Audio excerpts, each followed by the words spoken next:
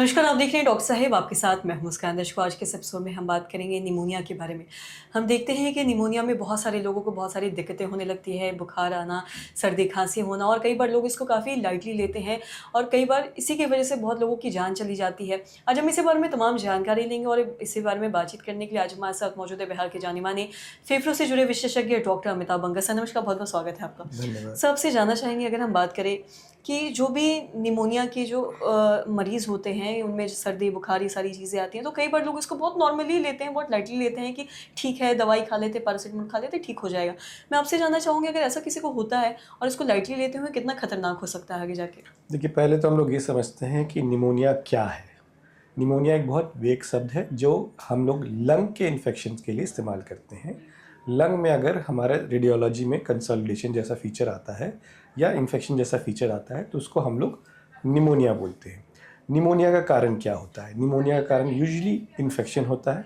बहुत से non infectious कारण भी हैं, बट अभी हम उस पर नहीं बात करेंगे। हम चाहेंगे कि अभी हम लोग इन्फेक्शन पे फोकस करें। इन्फेक्शन के अंदर बहुत से कीटाणु होते हैं, जैसे बैक्टीरिया, वायरस।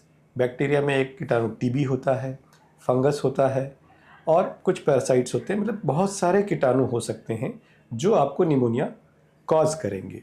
अब जब आपको पता है कि इन्फेक्शन की वजह से निमोनिया है तो उसका इलाज होता है यूजुअली एंटीबायोटिक या कोई भी एंटी माइक्रोबियल एजेंट जो उन माइक्रोब्स को ख़त्म करे। तो उसके लिए सबसे पहले तो हमें ये जानना होता है कि बैक्टीरिया ये किस वजह से आपका निमोनिया हुआ है। अक्सर हम लोग बलगम का जांच या वो जांच नहीं कर पाते हैं जिनसे बैक्टीरिया हम लोग आइसोलेट कर सके।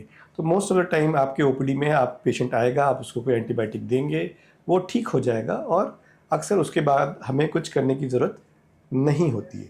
दिक्कत तब आती है जब कोई अनयूजुअल कीटाणु हो या आपको जो एंटीबायोटिक दी गई है वो प्रॉपर डोज में प्रॉपर ड्यूरेशन के लिए नहीं दी जाती है, तो दिक्कत होती है। और कई बार अगर आपकी इम्यूनिटी कम हो, आप बच्चे हों या बूढ़े हों, आपको कोई और प्री एग्जिस्टिंग कंडीशन हो जैसे डायबिटीज़ है, किडनी की डिजीज़ है, लिवर की डिजीज़ है, तो ऐसे में मरीज की इम्यूनिटी ऑलरेडी कम होती है, तो इसमें निमोनिया का फैलने का रिस्क, ब्लड में जाने का रिस्क, पूरे शरीर में फैलने का रिस्क बहुत ज़्यादा हो जाता है। ऐसे में पेशेंट को कॉम्प्लिकेशन के रिस्क भी ज़्यादा हो जाते हैं। तो हाँ, निमोनिया के साथ लापरवाही नहीं करनी चाहिए। अगर किसी को इन्फेक्शन है या निमोनिया है तो उसको प्रॉपर एंटीबायोटिक का कोर्स करना चाहिए अपने डॉक्टर के सलाह से। और कुछ चीज़ें हैं जो हम बचाव के लिए कर सकते हैं।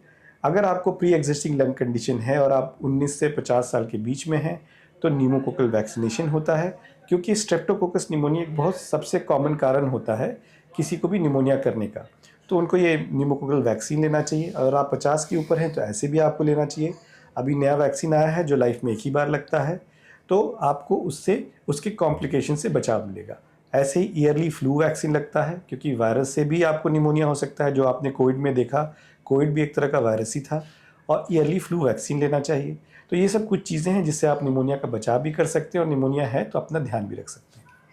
जी, सर, बहुत-बहुत शुक्रिया तमाम जानकारी देने के लिए। तो आशा करते हैं दर्शकों की जो तमाम जानकारी है आपको लाभदायक रही हो। तो आज के इस वीडियो में इतना ही।